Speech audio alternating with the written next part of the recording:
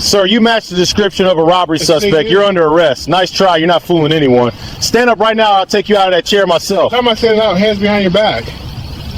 You serious? I'm in a wheelchair. I'm paralyzed. How am I supposed to rob anybody? You blind or something?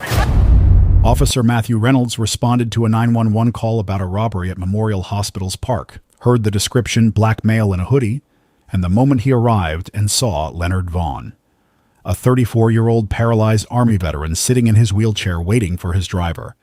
Reynolds walked straight toward him, ignored the fact that Leonard was clearly in a wheelchair, and accused him of being the robber. When Leonard told him he wasn't the robber and that he was actually the victim who had just been robbed moments earlier and that he was paralyzed from the waist down, Reynolds dismissed it as a lie. Told Leonard to stop fooling around and get up, and when Leonard asked how he could possibly be a robber when he was paralyzed, Reynolds said, "Exactly, because you're not paralyzed," and grabbed him to drag him out of the wheelchair. Leonard fell to the ground in pain, and shouting that he couldn't walk, Reynolds didn't stop. He cuffed Leonard on the pavement, ignored bystanders who told him Leonard had been robbed and was paralyzed, and kept him pinned to the ground and cuffed him. What Officer Matthew Reynolds didn't know, what he was about to learn after dragging a paralyzed veteran out of his wheelchair and leaving him on the pavement in handcuffs, was that his actions were witnessed by a dozen people with cameras, that Leonard Vaughn was a decorated Army veteran who had lost the use of his legs serving his country, and that his refusal to listen would cost him his badge and result in a $10.1 million lawsuit that would become one of the largest excessive force settlements in the state's history. Before we go further, what city or country are you watching from? Drop it in the comments. We love seeing where you're tuning in from. And if you believe a paralyzed veteran should never be dragged out of his wheelchair by a cop who refused to listen, like this video and subscribe. Memorial Hospital on a late Tuesday afternoon had the rhythm of controlled chaos that all hospitals have. Ambulances pulling in and out of the emergency bay, visitors coming and going through the main entrance, staff moving between shifts, and in the small park area just outside the main doors, a handful of people sat on benches waiting for rides, making phone calls, or just taking a moment to breathe outside the sterile air of the building. Leonard Vaughn wheeled himself out through the automatic doors at 4:47 p.m., the same time he did every Tuesday after his weekly checkup. He was 34 years old, a former Army specialist who had served 2 tours in Afghanistan before an IED explosion outside Kandahar in 2018 changed his life in a way that no amount of physical therapy would ever fully reverse. The blast had left him paralyzed from the waist down, and for the past 6 years he had lived his life from a wheelchair, navigating a world that wasn't always built for people like him. He came to Memorial Hospital every week for checkups related to his spinal injury, and the routine had become familiar enough that he didn't think about it much anymore. Park in the accessible spot near the entrance. Wheel himself in. See the doctor. Wheel himself back out. Wait for his driver to pick him up. Today was no different. He wore a black hoodie against the slight chill in the air, jeans that hung loose over legs he couldn't feel, and sneakers he couldn't tie himself. The medical wristband from today's appointment was still on his left wrist. His phone was in his hand. His bag was on his lap, holding his wallet, his VA medical card, and a folder of paperwork from the appointment. He positioned his wheelchair near a bench in the park area, pulled out his phone and texted his driver to let him know he was ready. The driver replied that he was 15 minutes out. Leonard put the phone back in his lap and looked around, watching the people coming and going, waiting the way he had waited 100 times before. That was when he saw it happen. About 30 feet away, near the other side of the park, a man in a black hoodie walked up behind a woman sitting on a bench. The man grabbed her purse off the bench, yanked it out of her hands, and took off running toward the parking lot. The woman screamed. Other people turned to look, but no one moved fast enough to stop him. Leonard didn't hesitate. He pulled his phone back out and dialed 911.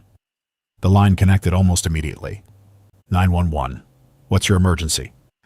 I just witnessed a robbery at Memorial Hospital, Leonard said, his voice calm but urgent. The park outside the main entrance, black male wearing a hoodie just grabbed a woman's purse and he's running toward the parking lot. Can you describe the suspect? The dispatcher asked. Black male? Hoodie? Leonard was focused on getting the information out quickly, watching the man disappear between rows of parked cars.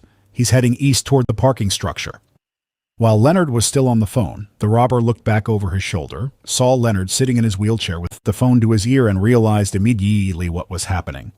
Leonard was calling the cops, and Leonard was in a wheelchair, which meant he would be easy. The robber changed direction mid-run and came straight toward Leonard. Leonard saw him coming, but there was nothing he could do. The robber reached him in seconds, grabbed the bag off Leonard's lap with one hand, snatched the phone out of Leonard's other hand mid-call, and took off running again without saying a word. Leonard shouted after him, "Hey, stop!" But his voice didn't carry far enough, and the robber was already gone, disappearing into the parking lot with Leonard's bag, his phone, his wallet, and everything else he had on him. Leonard sat in his wheelchair, breathing hard, his hands empty, and looked around at the other people in the park. The woman who had been robbed was still sitting on the bench crying. A couple of bystanders had gathered around her. No one had chased the robber. No one had stopped him. And Leonard couldn't chase him either. He sat there, paralyzed in more ways than one, and waited for the police to arrive in response to the call that had been cut off. 6 minutes later, Officer Matthew Reynolds pulled up in his patrol car. Reynolds was 31 years old with 6 years on the Charlotte Police Department. He worked patrol in the downtown district, and over those 6 years he had built a reputation that his supervisors had documented but never addressed. 4 formal complaints from black men over the years, all claiming Reynolds had used excessive force, made assumptions based on race, or escalated situations unnecessarily. All 4 complaints had been investigated and dismissed. The pattern was there, written into his personnel file, but no one had ever done anything to stop it. When the dispatch call came in that afternoon, all Reynolds heard was this: robbery in progress at the Memorial Hospital Park. Suspect described as black male in a hoodie. He drove over without asking for more details. Reynolds pulled into the hospital parking lot, scanned the park area, and his eyes locked onto Leonard Vaughn sitting in his wheelchair near the entrance. Black male. Hoodie. Sitting right there in the open. Reynolds got out of his car and walked straight toward Leonard without speaking to anyone else, without asking the woman on the bench what had happened, without observing the scene for even 10 seconds. He had already decided what he was looking at. He stopped in front of Leonard's wheelchair and looked down at him with an expression that said he had found exactly what he was looking for. You're under arrest." Leonard looked up, confused, and caught completely off guard. "What? I'm not—" Reynolds cut him off, and his voice loud and aggressive. "You match the description. Black male in a hoodie. Get out of the chair, now." Leonard's heart started pounding. This wasn't right. This wasn't what was supposed to happen. "Officer, I'm not the robber. I'm the one who called 911. The robber just robbed me too. And I'm paralyzed from the waist down. I can't stand." Reynolds crossed his arms, his expression hardening. "Yeah, right. Sure you are. You can't fool me. Dispatch was clear. Black male, hoodie. You match the description perfectly." Leonard tried again, his voice steady but urgent. "Officer, I was just waiting for my driver after coming out of the hospital. I saw the robbery happen and I called it in. Then the guy robbed me. I'm paralyzed. I can't walk." Reynolds leaned in closer, his tone turning sharp and condescending. "Shut up and stand up before I drag you up myself." Leonard felt the panic starting to rise in his chest. He didn't have his phone. He didn't have his bag. The robber had taken everything, and now he had no way to prove who he was. "I don't have my phone or my bag. The robber took them, but you can verify my story inside the hospital. I just had an appointment. They have all my records." Reynolds ignored him completely. "How are you going to be a robber when you're paralyzed?" Leonard thought for a second that maybe Reynolds was starting to understand, that maybe the question meant he was listening. "Exactly. That's what I'm trying to tell you. I can't—" Reynolds interrupted him, his voice flat and certain. "Exactly. Because you're not paralyzed, I need you to— Reese, stop fooling around." Leonard stared at him in disbelief. "What?" Reynolds reached for his radio and called for backup. Then he turned back to Leonard, his hand moving to rest on his holster. "Get up, now." A woman nearby, who had seen the whole robbery happen, stepped forward, her voice shaking but clear. "Officer, he's telling the truth. He got robbed, and he's in a wheelchair. He's clearly paralyzed." Another bystander joined in. "We saw the whole thing. The guy in the hoodie robbed him and ran that way." He pointed toward the parking lot. Reynolds turned toward them, his voice hard. "Stay out of it. I have this under control." He turned back to Leonard, and his voice dropped to something colder. "Get up now, or I'm dragging you out of that chair myself." Leonard's voice rose, desperation cutting through. "I'm paralyzed. I can't get up."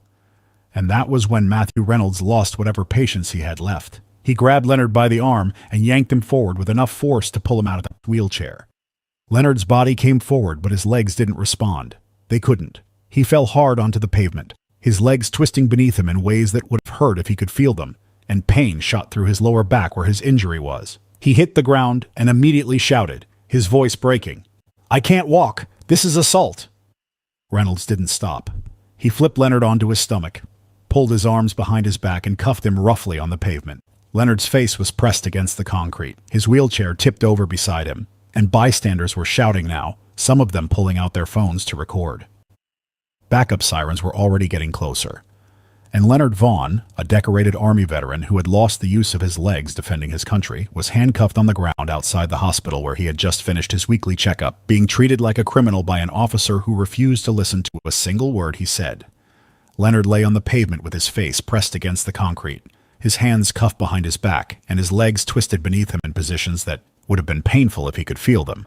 His wheelchair was tipped over 3 feet away, one wheel still spinning slowly from where it had fallen. Officer Matthew Reynolds stood over him with one hand on Leonard's shoulder, keeping him pinned to the ground, and Leonard could hear the backup sirens getting closer with every second that passed. The bystanders who had witnessed everything were still shouting. A woman near the bench was yelling at Reynolds to let Leonard go, telling him that Leonard had been robbed and was clearly paralyzed. An older man was holding up his phone, recording the whole scene, and telling Reynolds that he was making a huge mistake. Another person was trying to explain to Reynolds that the real robber had run toward the parking structure and was long gone by now. Reynolds ignored all of them. He kept Leonard pinned on the ground and waited for backup to arrive. The backup cruiser pulled up less than 2 minutes later, and Sergeant Mike Dawson stepped out. Dawson was 43 years old with 15 years on the Charlotte Police Department, and he was Reynolds' senior officer. He had seen a lot of situations go wrong over the years, and he had developed an instinct for recognizing when something didn't add up the moment he stepped out of his car and saw the scene in front of him. A man in a wheelchair tipped over, another man handcuffed on the pavement, and a crowd of bystanders yelling at Reynolds. That instinct kicked in hard. Dawson walked over quickly, his eyes moving between Reynolds, Leonard, and the wheelchair. "What's going on here, Reynolds?" Reynolds looked up at him, his expression defensive but confident. "Suspect matches the description, Sarge. Black male in a hoodie. He's resisting." Leonard turned his head as much as he could from his position on the ground, his voice strained but clear. "Sergeant, I'm paralyzed. I'm a veteran. I was robbed. My name is Leonard Vaughn. My bag was stolen. That's why I don't have my ID on me. But you can verify everything inside the hospital. I just had an appointment today. They have all my records." Reynolds cut in before Dawson could respond. "He's lying, Sarge. He matches the description perfectly. Black male in a hoodie." That's what dispatch said. Dawson looked down at Leonard, and his eyes moved to Leonard's legs, which were lying at awkward angles on the pavement in a way that didn't look natural. He looked at the tipped wheelchair. He looked at the medical wristband, still visible on Leonard's left wrist. Then he looked back at Reynolds. "Did anyone else see what happened?" Dawson asked, raising his voice slightly so the bystanders could hear. The woman who had been robbed first spoke up immediately, her voice shaking but angry. "I saw everything. That man right there," she pointed at Leonard. "He got robbed. The guy who robbed me came back and robbed him too. He took his phone and his bag, and he's paralyzed. He's been in that wheelchair the whole time." The older man holding his phone up added, "The real robber ran that way." He pointed toward the parking structure. "That guy on the ground didn't do anything. He called 911. He's the victim." Another bystander, a younger woman who had been sitting on a bench nearby, stepped forward. "I watched the whole thing. The robber took his stuff and ran. This officer showed up and went straight to him without asking any questions. He dragged him out of his wheelchair. We all saw it." Dawson's jaw tightened. He looked at Reynolds again. "You dragged him out of his wheelchair?" Reynolds' confidence wavered for just a second, but he pushed through it. "He was resisting. He wouldn't stand up when I told him to." Leonard's voice came from the ground again, louder this time and edged with pain. "I told him I was paralyzed. I told him I couldn't stand. I can't walk, Sergeant. My legs don't work." Dawson crouched down next to Leonard, close enough to see the strain in his face and the way his legs weren't moving at all despite the awkward position they were in. Dawson had been a cop long enough to know what real paralysis looked like. And this wasn't someone faking it. This was someone who genuinely could not move his lower body. Dawson stood back up and looked at Reynolds with an expression that was no longer questioning. It was certain. "Stay here. Don't move him." Reynolds opened his mouth to say something, but Dawson was already walking toward the hospital entrance. Dawson pushed up through the automatic doors and walked straight to the front desk where a nurse was sitting behind the counter. He pulled out his badge and held it up. "I need information on a patient. Leonard Vaughn. He says he had an appointment here today." The nurse looked at the badge, then at her computer screen and typed in the name. A few seconds later, she nodded. "Leonard Vaughn. Yes, he had a physical therapy appointment this afternoon at 3:30. He's a regular patient here. Has been for about 6 years." Dawson leaned forward slightly. "Can you tell me why he's a patient here?" The nurse looked at the screen again. "Spinal injury. He's paralyzed from the waist down. He's a veteran. The injury happened during his service. Dawson felt his stomach drop. He looked back toward the automatic doors, toward the park where Reynolds still had Leonard pinned on the pavement in handcuffs. "Thank you," he said quietly, and then he turned and walked back outside. When Dawson came back through the doors, Reynolds looked up expectantly, like he was waiting for confirmation that he had been right all along. But the expression on Dawson's face told him immediately that he was about to hear the exact opposite. Dawson walked straight to Reynolds, and his voice was low but hard enough to cut through a steel. "Uncuff him, right now." Reynolds blinked. "What? But Sarge, he—" "I said uncuff him, now." Reynolds hesitated for just a second too long, and then Dawson's voice got louder. "That's an order, Reynolds. Uncuff him immediately." Reynolds finally moved. He pulled out his keys, crouched down, and unlocked the handcuffs from Leonard's wrists. Leonard brought his arms forward slowly, wincing as circulation came back into his hands, and Dawson stepped in to help him sit up. Dawson crouched down next to Leonard and spoke quietly, his voice carrying a weight that wasn't anger but something closer to regret. "Mr. Vaughn, I am deeply sorry for what just happened to you. This should never have occurred." Leonard was breathing hard, his hands shaking slightly as he rubbed his wrists where the cuffs had been. "He dragged me out of my chair. I told him I was paralyzed. I told him I was robbed. He didn't listen to a single word I said." Dawson nodded. "I know. I verified everything with the hospital. You're a patient there. You're paralyzed. You're a veteran. And you were robbed." He looked over his shoulder at the Reynolds, who was standing a few feet away looking like he had just been hit by a truck. This was wrong. All of it. Dawson helped Leonard back into his wheelchair, righting it first and making sure it was stable before carefully lifting Leonard and positioning him back into the seat. Leonard settled into the chair with visible relief, his legs finally in a position that didn't put pressure on his injured spine. Reynolds tried to speak, his voice defensive and stammering. "I didn't know. He should have made it clearer from the beginning.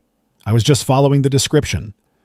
Dawson turned on him, and the look on his face made Reynolds stop talking immediately. "You assaulted a paralyzed veteran, in front of witnesses. All of this is on camera." He pointed at the bystanders who were still holding up their phones, still recording. "You dragged a disabled man out of his wheelchair because you refused to listen when he told you the truth." Reynolds looked around at the phones, at the bystanders staring at him with expressions ranging from anger to disgust, and the reality of what he had just done started to sink in. Dawson pulled out his radio and called for EMS to come check Leonard for injuries. Then he turned back to the bystanders and asked them to stay so he could take their statements. Several of them agreed immediately and offered to send him the videos they had recorded. Leonard sat in his wheelchair, his wrists still red from the handcuffs, his back aching from being pulled out of the chair and thrown onto the pavement. He looked at Dawson and said quietly, "I want to file a formal complaint, and I want his body cam footage." Dawson nodded. "You'll have it. I'm making sure this gets reported exactly as it happened." Reynolds was still standing there, looking like he wanted to say something that would make this situation go away, but there was nothing he could say that would undo what had just been recorded by a dozen phones and his own body cam. Dawson told Reynolds to return to his vehicle and wait there. Reynolds walked away slowly, and Leonard watched him go, knowing that this was far from over. The EMS team arrived a few minutes later and checked Leonard for injuries. They found bruising on his wrists, scrapes on his arms from being dragged across the pavement, and recommended he go back inside the hospital to get his spine checked to make sure the fall hadn't caused any additional damage. Leonard agreed, but before he went back inside, he looked at Dawson one more time. "This happens to people every day, doesn't it? People who don't have a hospital right behind them to verify their story. People who don't have witnesses with cameras." Dawson didn't have an answer for that. He just nodded. And Leonard wheeled himself back toward the hospital entrance, knowing that what had just happened to him was going to follow Matthew Reynolds for the rest of his life. Leonard went back inside Memorial Hospital, and the EMS team wheeled him directly to the emergency department to have his spine checked. The doctors ran a series of tests to make sure the fall hadn't caused any additional damage to his already compromised spinal cord. The X-rays came back showing no new fractures, but the bruising on his back and the strain on his lower spine meant he would be in significant pain for the next several days. They gave him medication, wrapped his wrists where the handcuffs had left deep red marks, and told him to follow up with his regular physician within the week. While Leonard was being examined, Sergeant Mike Dawson stayed outside in the park collecting statements from every witness who had seen what happened. He spoke to the woman who had been robbed first, who described the actual robber in detail. Taller than Leonard, younger, different build, wearing a dark gray hoodie, not black. He spoke to the older man who had recorded the entire interaction on his phone, who showed Dawson the footage of Reynolds dragging Leonard out of his wheelchair and throwing him to the ground. He spoke to the younger woman who had been sitting on the bench, who told Dawson that Reynolds had walked straight to Leonard without asking a single question to anyone else first. Dawson collected contact information from 6 different witnesses, and all 6 of them said the same thing. Leonard Vaughn had been sitting in his wheelchair minding his own business waiting for his ride. The real robber had stolen the woman's purse, then come back and robbed Leonard. Leonard had called 911. And Officer Matthew Reynolds had arrived, ignored all the evidence in front of him, and assaulted a paralyzed man because he fit a vague description. By the time Leonard came back out of the hospital 2 hours later, Dawson had already filed his preliminary report and flagged the incident for Internal Affairs review. He had also requested that Reynolds' body cam footage be secured immediately and that it not be deleted or altered in any way. Dawson met Leonard at the hospital entrance as Leonard wheeled himself back out. Leonard's driver had finally arrived and was waiting in the pickup area, but Leonard stopped when he saw Dawson and rolled his wheelchair over to him. "How are you feeling?" Dawson asked. Leonard's face was tired and there was a tightness around his eyes that hadn't been there before. "I've been better. They said no new damage to my spine, but my back is going to hurt for a while, and my wrists," he held them up, they were wrapped in bandages, "are going to bruise pretty badly." Dawson nodded. "I've collected statements from everyone who saw what happened. I've also secured the body cam footage from Officer Reynolds. Everything he did is on camera. Everything you said is on camera. And I've already flagged this for Internal Affairs." Leonard looked at him for a long moment. "What happens now?" Dawson took a breath. "Honestly, this is going to go all the way up. Reynolds assaulted a disabled veteran. He ignored multiple witnesses. He refused to verify your story even when you told him exactly how to do it. He violated your rights and he caused you physical harm. That's not something the department can sweep under the rug, especially not with this much evidence." Leonard's jaw tightened. "Good. Because I'm not letting this go." Dawson met his eyes. "You shouldn't. What he did to you was wrong, and I'm going to make sure my report reflects every detail." Leonard nodded slowly. "I want to file a formal complaint, and I want a copy of everything. The body cam footage, the witness statements, all of it." "You'll have it," Dawson said. "I'll make sure it's sent to you within the week." Leonard wheeled himself toward his waiting driver, but before he got into the van, he turned back to Dawson one more time. "I served 2 tours in Afghanistan. I got blown up defending this country. I lost the use of my legs. And today I got dragged out of my wheelchair and thrown on the pavement like a criminal because a cop saw a black man in a hoodie and decided that was all the evidence he needed." Dawson didn't respond. There was nothing he could say that would make that statement any less true. Leonard continued, his voice steady, but carrying a weight that made every word land hard. "My wheelchair wasn't enough. My medical wristband wasn't enough. Me telling him I was paralyzed wasn't enough. The witnesses telling him I'd been robbed weren't enough. Nothing was enough except what he had already decided about me the second he saw my skin." He paused, looking past Dawson toward the spot on the pavement where he had been handcuffed less than 3 hours earlier. "I'm filing a lawsuit. Federal civil rights violation, excessive force, disability discrimination, assault, all of it. And I'm going to make sure everyone knows what happened here today." Dawson nodded. "You have every right to do that." Leonard looked at him one more time. "I don't want an apology from him. I don't want him to say he's sorry. I want accountability. I want him to lose his badge. And I want the department to understand that this can't keep happening." He wheeled himself to the van, and his driver helped him transfer from the wheelchair into the passenger seat. Dawson watched the van pull away, and then he turned back toward his cruiser where Matthew Reynolds was still sitting, waiting, probably hoping that this would somehow blow over. It wouldn't. By that evening, the videos had already started to spread. The bystanders who had recorded the incident posted the footage online with captions like "Cop drags paralyzed veteran out of wheelchair" and "Officer assaults disabled man for sitting in a park." The videos were shared hundreds of times within the first few hours. By the next morning, they had been viewed over 3 million times. Matthew Reynolds' name was attached to every single one. And Leonard Vaughn's face. The face of a man who had served his country, lost the use of his legs, and then been treated like a criminal for sitting in a wheelchair while black, became the face of a story that people couldn't look away from. The Charlotte Police Department issued a statement the next day calling the incident under investigation and promising transparency. But the videos didn't lie, the witnesses didn't lie, and the body cam footage that Dawson had secured showed every single second of what Reynolds had done. Leonard hired a civil rights attorney within 48 hours. The attorney reviewed the evidence. Body cam footage, bystander videos, witness statements, medical records from Memorial Hospital confirming Leonard's paralysis and his status as a patient, and told Leonard that this was one of the clearest cases of excessive force and disability discrimination he had seen in his career. The lawsuit was filed 1 week later, and Matthew Reynolds, who had dragged a paralyzed veteran out of his wheelchair because he refused to believe that a black man could be telling the truth, was about to learn exactly how expensive his assumptions were going to be. The videos went viral faster than anyone expected. Within 72 hours, the footage of Officer Matthew Reynolds dragging Leonard Vaughn out of his wheelchair and throwing him onto the pavement had been viewed over 20 million times across multiple platforms. Every major news outlet picked up the story. The image that spread everywhere was a freeze frame from one of the bystander videos. Leonard on the ground, his legs twisted beneath him, his wheelchair tipped over, and Reynolds standing over him with handcuffs in his hand. The headlines wrote themselves. Cop drags paralyzed veteran out of wheelchair. Officer assaults disabled Army vet after robbery. Paralyzed man handcuffed on pavement for fitting vague description. The Charlotte Police Department tried to control the narrative with carefully worded statements, but nothing they said could undo what millions of people had already seen with their own eyes. Matthew Reynolds was placed on administrative leave within 48 hours of the incident. The internal affairs investigation moved quickly because the evidence was overwhelming. Reynolds' body cam footage showed everything. Leonard telling him repeatedly that he was paralyzed, Leonard explaining that he had been robbed, bystanders shouting that Leonard was the victim, and Reynolds ignoring all of it and physically dragging Leonard out of his wheelchair anyway.